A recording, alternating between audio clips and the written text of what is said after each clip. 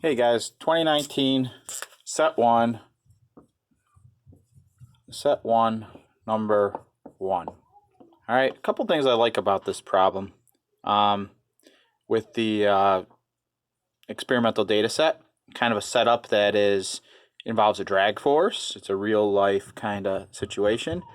Of course, they throw a little bit of calculus at you. That's some of you probably know how to do. And even if you do, those are very hard to get them correct because you forget certain constants or whatever, those exponential functions.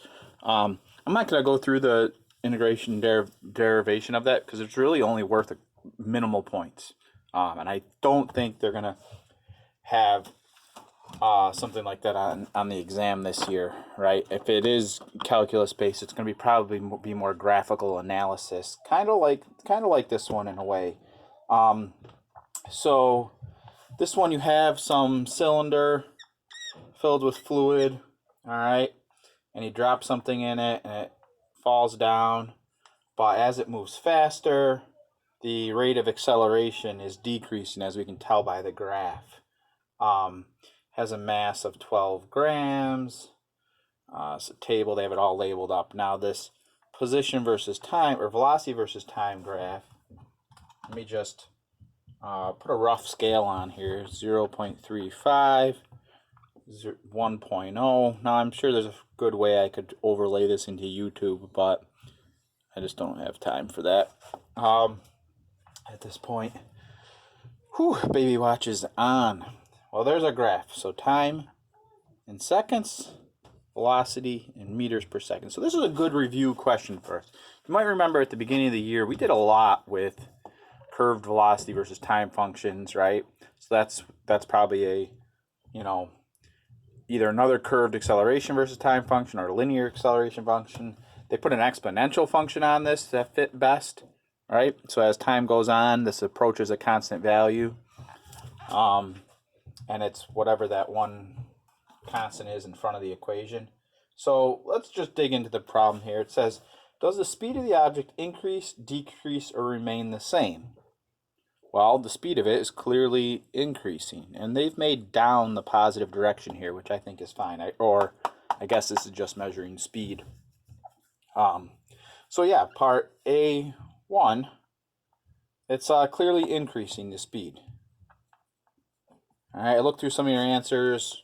I'm just kind of looking through them.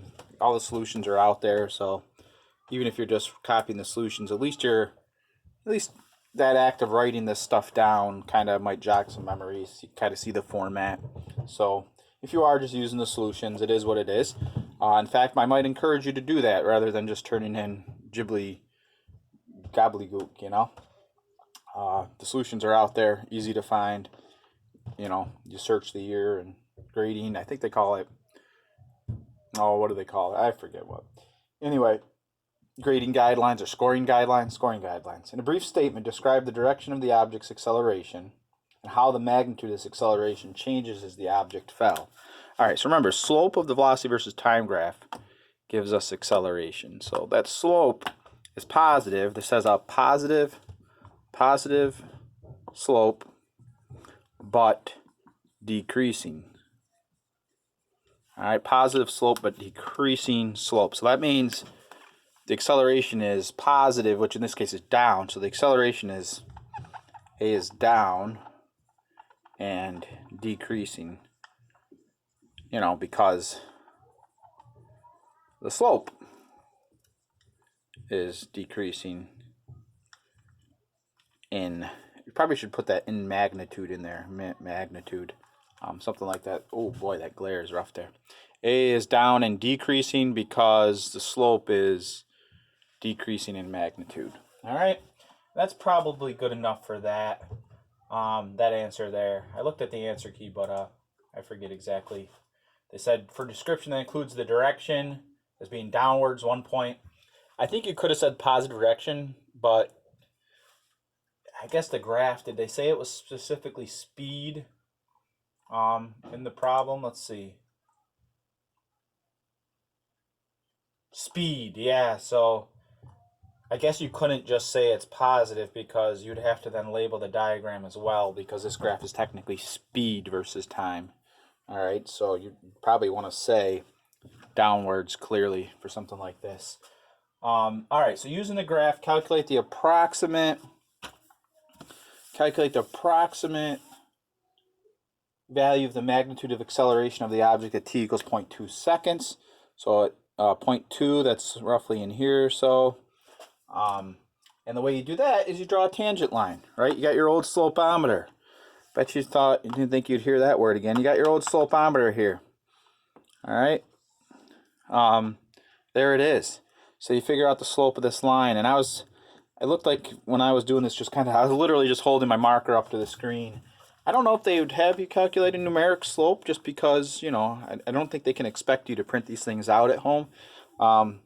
So, anyhow, I held my marker up to my screen, and I said, okay, tangent line at 0.2 looks like it's hitting about 0.3 on the left axis, 1 on the top axis, 0.3 to 1.7. It's doing over a time interval of, okay, so I was like, okay, slope of the line, looks like I'm going up by about positive 0.7 here, 0.7 meters per second in time of about 0.30 meters per second. So I went ahead and got that.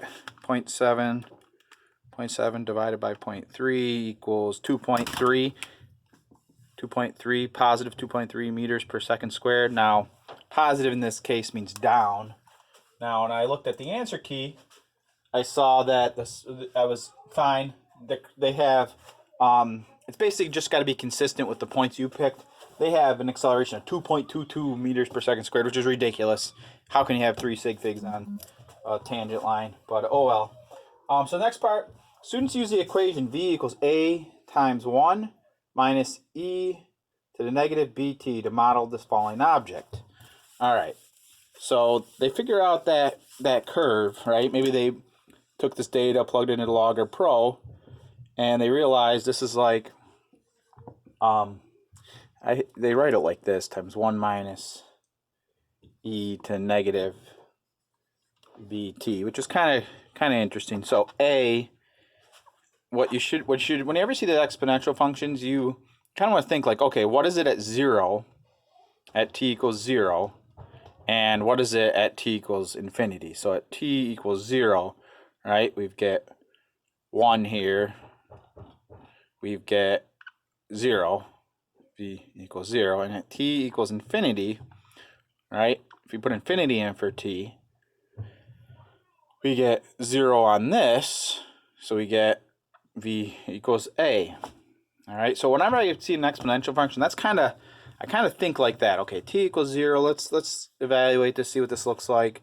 1 minus, and they write it like this, so your test is in here, right? So it's 1 minus 1, right, for t equals 0. So that's a times 1 minus 1, a times 0. For t equals infinity, it's a times 1 minus 0, so that just gives you a. All right, let's see what they actually ask us about this then. Of course, the first thing they ask us is, use the above equation to derive an expression for the magnitude of the vertical displacement of the falling object as a function of time t. Number 2, derive an expression for the magnitude of the net force exerted on the object as it falls through the fluid as a function of time t. Check this out. Here's how you optimize your points here. I don't think this is going to be on the exam.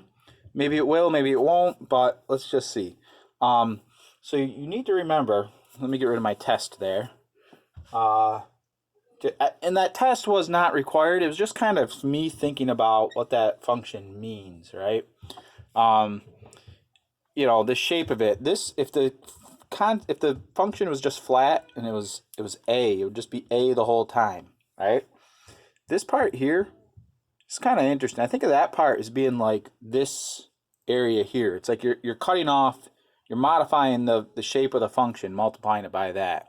I don't know. It's the way I've kind of always thought about that kind of thing. But anyhow, for B1, if you write, okay, vertical displacement, y of t, if you write y, delta y equals integral of v dt, all right, and if you write delta y equals, it's important you write delta y because this is y final minus y initial. But anyway, this is probably just going to y initial, you make 0 in this case. You write integral of a times 1 minus e to negative b t dt. If you write that, just that, you're going to get a point. It just says, for indicating that vertical displacement is the integration of the velocity, this is worth a point. For the equation of speed using appropriate limits or constant of integration. So I'm not sure how they're going with this point. So you go from 0 to t. I don't think it's going to be a point for that. I think you have to get the answer. I'm not going to go through the integration of this right now. If you take AP Calc, you probably know how to do it already. And if you don't take AP Calc, you're not going to learn how to do it by watching a video by me in 3 minutes. I want to finish this video up. So just write out the definition here and put your function in, put limits on it. Don't bother evaluating it. If you need it for something later, then make up a function for your answer. But anyway, for part B, you can actually get more points on part B, technically, I think. I think you get 2 points on part 2 because now it wants the force. And force equals mass times acceleration. So force equals mass times dv dt. So it's mass times d dt of a minus a times 1 minus e to the negative bt. All right? So it's the derivative of that. I think you can get 2 points for this because you're defining the acceleration as the derivative of velocity. And then the third point for this part is multiplying that by the mass. I think you're only going to get 1 point for actually evaluating that integral. That's not, or that derivative. That's not too bad anyway. But I don't know, just kind of annoying. Let's go and look at the last part though, because really, if we've done the rest of this right, we're only losing a couple of points by not doing the calculus. And that's pretty typical for most short answer AP questions. You don't lose too many points for not actually doing the calculus, which Ben will not be happy, but I apologize, pal. Trying to maximize your points, you know? If you know how to do the calculus, great. But if you don't, it's too late for that. All right, so students repeat the experiment with a taller glass cylinder that is filled with the same fluid. So what this does is, it's the same fluid, so the function is going to follow the same path. By making it taller, what they're saying is it reaches a terminal velocity, which we've seen, right? We've literally seen, we didn't use an exponential function. We said, okay, it's a quadratic function that then levels off and goes constant. We did this before, right? So you basically say, okay, at t equals infinity, what's going to be that value? It says, question says, determine the constant speed of the object, justify your answer. Determine the force exerted by the fluid on the object at this time, justify your answer. So these are both worth 2 points. A lot of points here. So this is the test I did initially, right? So at t equals infinity, which, how could this be t equals infinity if you got more line going after it? But whatever. At t equals infinity, we have a times 1 minus e to negative b times infinity. That gives us 0, right? So you get v equals a, v equals 1.18 meters per second, whatever that a constant was, I forget. And then for part B, or part 2, it says for the force, well, when it's falling at a constant velocity, that means we've reached terminal velocity, so Fg and F drag, whatever it is, must be equal to each other. So F drag has to equal mg, which you can calculate, all right? Pretty easy. Mg, 12 grams. 0. And well, that'd be the trick, right? 12 grams, don't get confused. That's 0.012 kilograms times 9.8, so that would be 0.12 newtons of drag force. All right, so those are my basic guidelines for that problem. Take a look at the video. Hope everybody's well. I'm gonna modify tomorrow's quiz for you guys, but anyway, take it easy.